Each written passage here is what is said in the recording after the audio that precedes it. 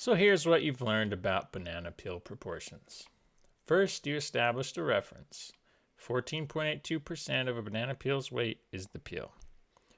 Then you took a sampling of bananas and used a one sample t-test to determine if they matched the reference value.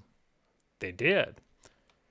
So if that's all you wanted to know, you could repeat this test multiple times to see if you ever vary from 14.82%.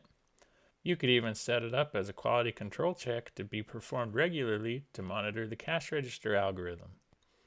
However, this wasn't sufficient data because there are two different banana vendors. A two-sample t-test revealed that bananas from both vendors had the same peel proportion. However, the f-test showed that they do not have the same variation. This means that establishing one reference value for the cash register algorithm would work for one vendor but not the other.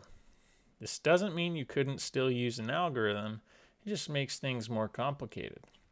You could create separate barcodes for each vendor and have two algorithms, but it may be easier to discuss the issue with the procurement department to see why you're purchasing from two vendors, and to discuss the possibility of only using the vendor with the least variation, or working with the other vendor to reduce variation in their shipments to your store. The paired t-test gave some misleading information because you altered your samples in a way that skewed the results. Therefore, you conducted another experiment using a one-way ANOVA, which showed that peel proportions are not affected by the ripeness of the banana.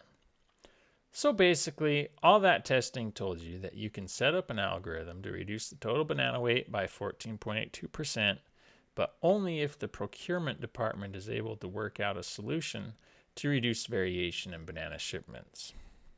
In this story, we went over a lot of different tests in order to teach principles for when to use each one. In real life, it may not be necessary to use all the tests every time you're working on a project. The most important thing is that you know what question it is you want to answer and that you use an appropriate statistical model to analyze the data derived from an appropriately designed experiment.